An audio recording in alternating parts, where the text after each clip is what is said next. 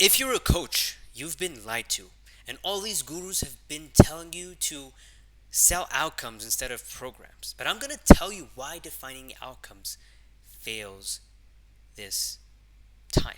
Okay, especially in 2025, a lot of people trying to tell you, hey, just go out there and sell outcomes based on health, wealth, relationships. That is exact same way or the reason why you create offers that nobody even wants. Okay? Because today I'm going to be showing you the exact science of finding what people want without guessing, without testing, just cold hard psychology.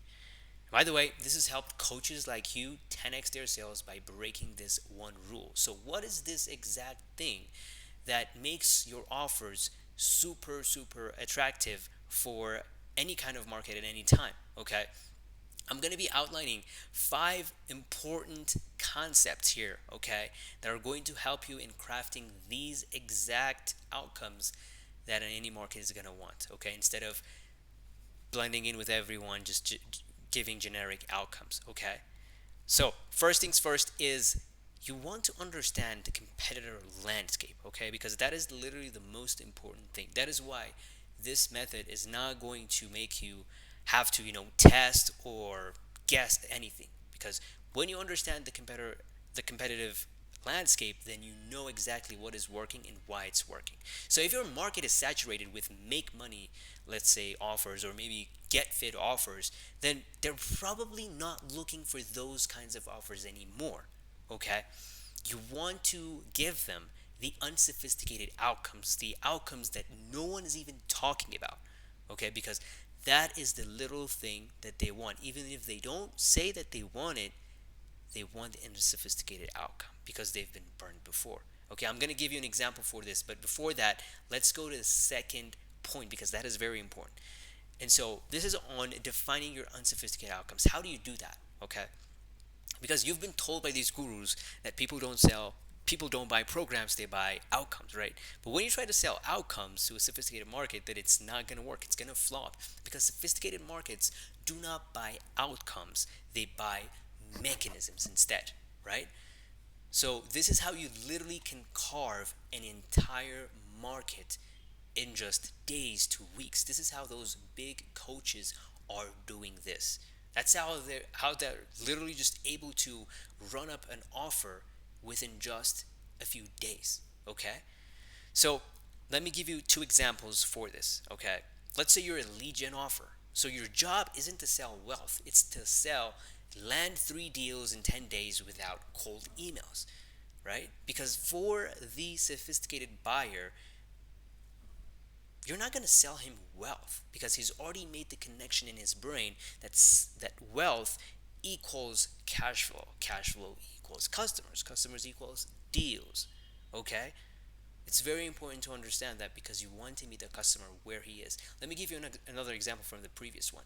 Let's say you're a weight loss coach. Okay, so instead of saying, hey, come on, lose weight, what if you just said lose 20 pounds but eat pizza guilt free 3 times a week? Right? Now, this outcome sounds super specific and super unsophisticated because no one's even mentioning it. There's also a reason why it works, which I'm going to tell you later in the video, but that is one of the reasons it works. Number three is the avatar lie. Okay?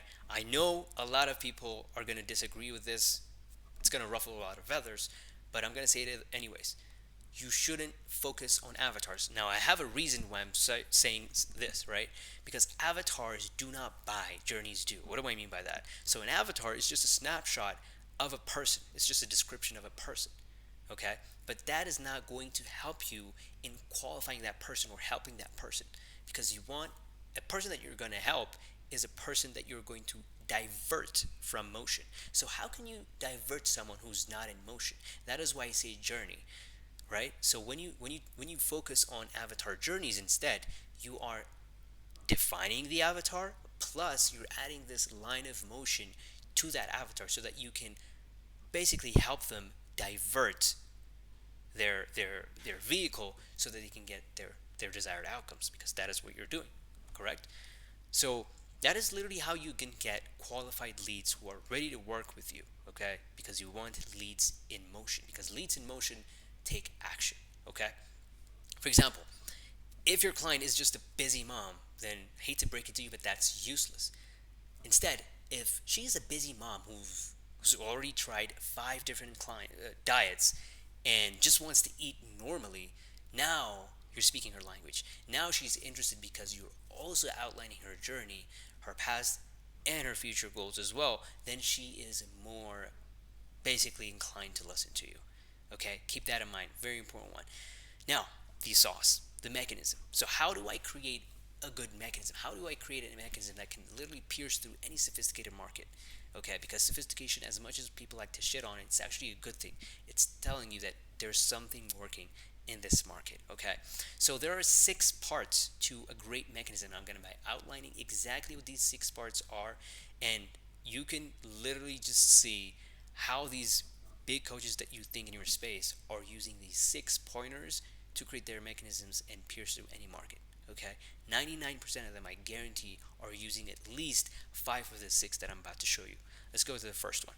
Number one is presenting your mechanism as a tool to a widely understood problem. There are two keywords here. Number one is the fact that it is a tool.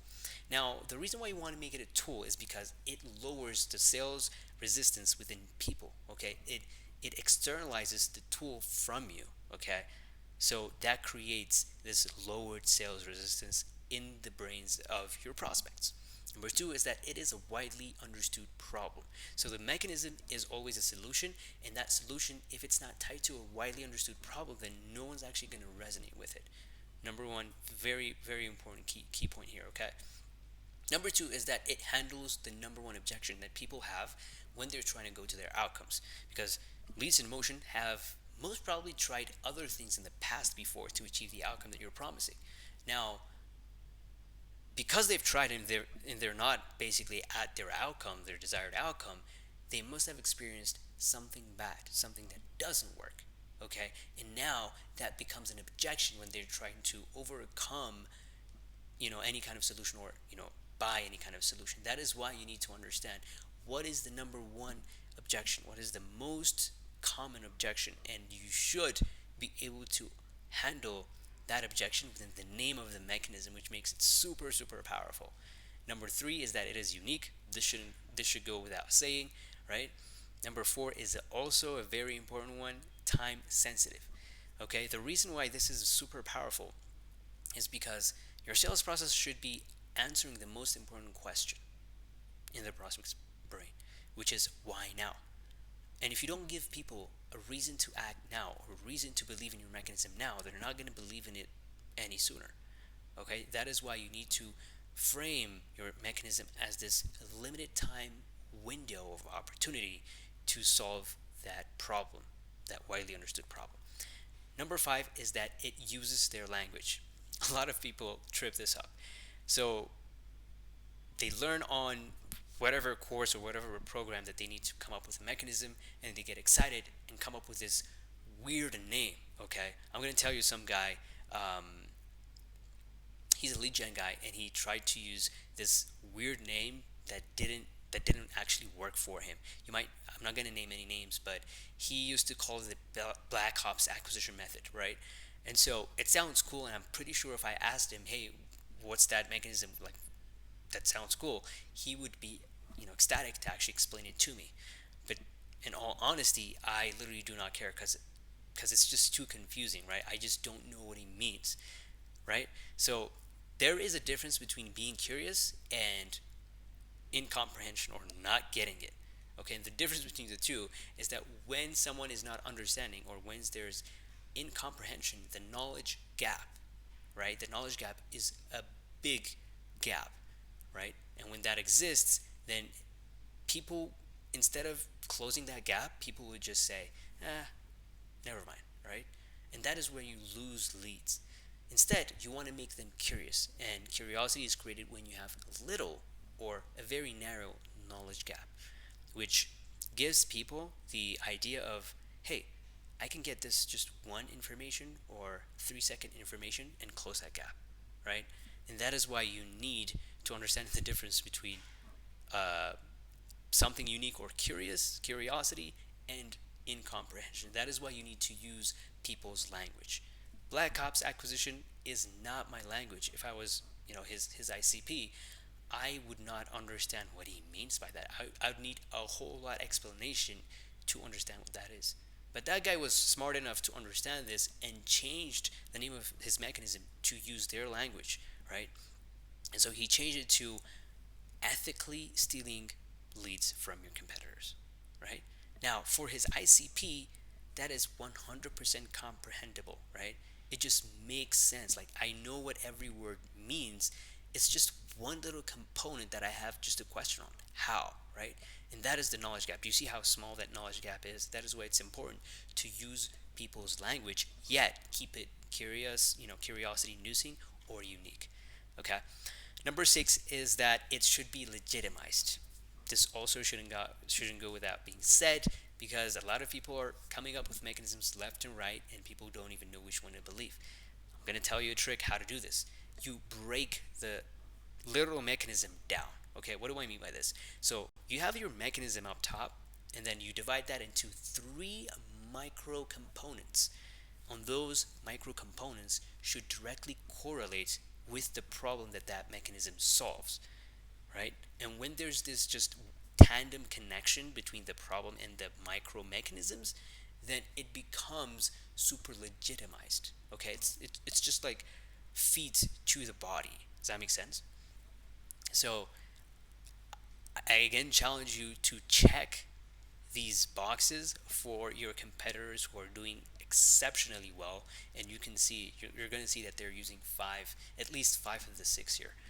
Number 5 is, let's make it super actionable for you to actually do this right now, is doing the competitor autopsy. I want you to take 3 competitors. 3 is just, a number that I just picked, but 3 or more, okay?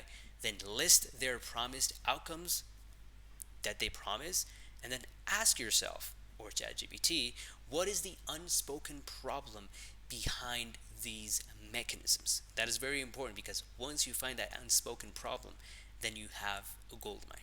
You literally have a blue ocean, which you can literally come up with a mechanism just like I just showed you in the last 2-3 minutes, and come up with a blue ocean to sell your mechanism. Okay, now this is powerful. You should use it with caution, of course. So bottom line is that I want you to stop competing for these broad, outcomes of health, wealth, and relationships. So the future of coaching is in niche mechanisms for sophisticated markets. So if you want more videos on this, if you want more explanation on this, hit subscribe and let me know. And thanks for watching. Now go and kill the guessing game. And I'll see you in the next one.